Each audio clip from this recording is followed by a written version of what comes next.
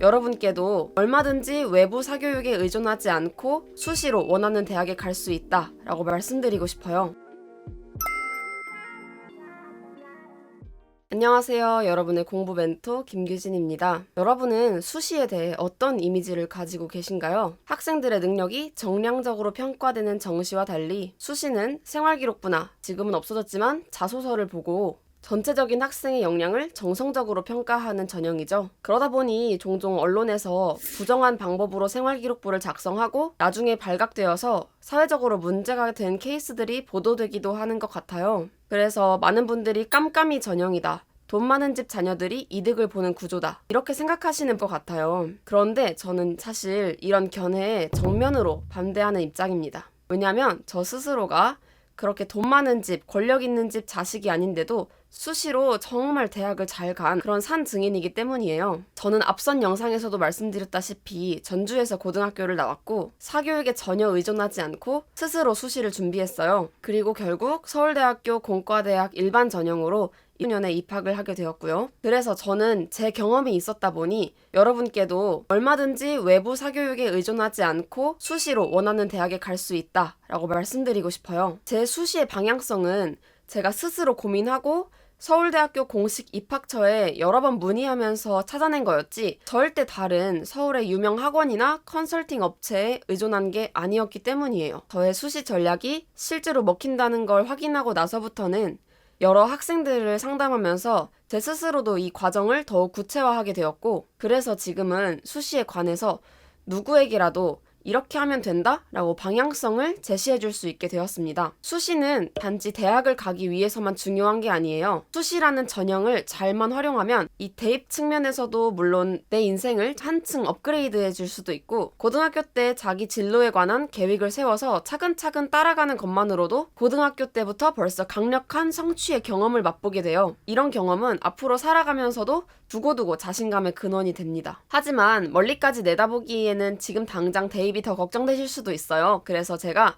대입 측면에서라도 여러분이 수시로 대학을 가야 하는 이유를 3가지로 정리해서 설명드릴게요. 첫째로, 수시와 정시 준비는 별개가 아닙니다. 대학을 가기 위해서는 수시와 정시라는 큰 2가지의 흐름이 있죠. 하지만 당연히 공부하는 형태가 다를 뿐 수시와 정시는 결국 같은 내용을 공부하는 거예요. 그래서 내신 시험을 준비하다 보면 당연히 정시 대비도 수월하게 할 수 있겠죠. 반대로 내신 성적이 평소에 좋지 않은 학생이 정시 성적이 월등히 높기는 어려워요. 그런데도 우리가 흔히들 사람들이 수시를 버리고 정시 준비만 한다 라는 말을 하는 것을 듣고 또 이 전략이 설득력 있게 들리는 이유는 수시 준비가 공부하는 뭔가 관련 없는 다른 것들을 추가로 해야 해서 시간이 많이 들고 또 쓸모없다고 느끼기 때문이에요. 하지만 전제 자체가 잘못되었다면 어떨까요? 수시 준비에는 시간이 많이 든다 라는 말 자체가 사실이 아니라면 어떨까요? 최소한의 투자만으로도 탄탄한 생활기록부를 만들 수 있다는 거 알고 계셨나요? 만약 그런 생각 때문에 수시를 포기해야겠다라고 결심하신 거라면 절대 그래서는 안 된다고 말씀드리고 싶어요. 제가 앞으로 올릴 영상에서 생활기록부를 요소별로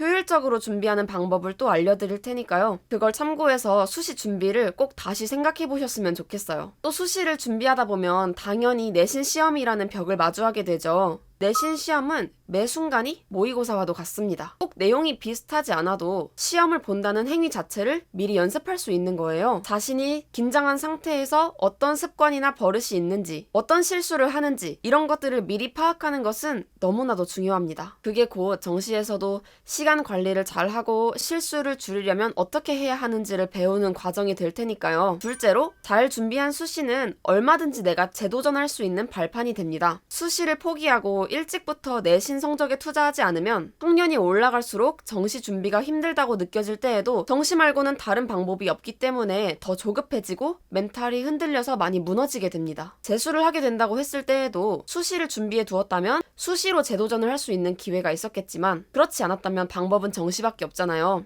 그런데 재수 때 과연 현역 때보다 더 높은 점수를 얻을 수 있을지 재수를 시작하는 입장에서는 절대 알 수 없죠. 수시로라도 다른 길을 선택해 볼 수 있는 것과 그럴 수 없는 것, 이 작은 차이가 멘탈 관리에 정말 큰 영향을 미칩니다. 저도 실제로 수시 원서 접수를 마친 9월 이후에 정시 준비를 하면서 내가 수시로라도 대학을 갈 수 있다 라는 데서 오는 안도감이 멘탈 관리에 정말 많은 도움이 되었고요. 셋째로, 수시는 절대 어렵지 않아요.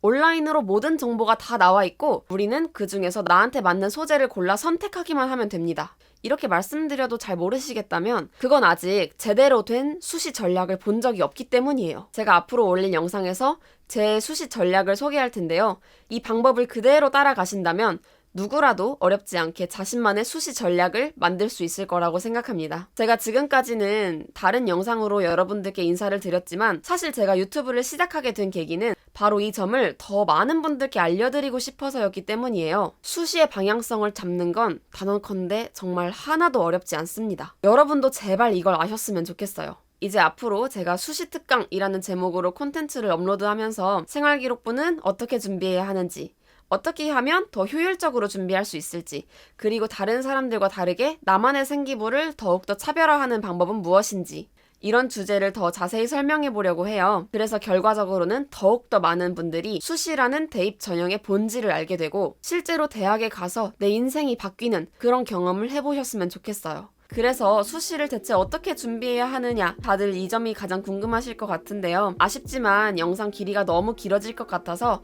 그건 다음 영상에서 소개하는 걸로 하고 오늘은 이만 마치려고 해요. 다음 영상에서 실제로 정말 도움되는 팁들을 알려드릴 테니까요. 구독과 알람 설정 해주시고 다음 영상 올라오면 꼭 시청해주세요. 제가 오늘 말씀드린 이런 이야기들이 여러분이 수시를 과연 해야 할까? 고민하시는 상황에서 조금이나마 도움을 드릴 수 있었으면 좋겠습니다. 네, 끝까지 봐주셔서 감사합니다. 공부 멘토 김규진이었습니다. 다음에 만나요. 안녕.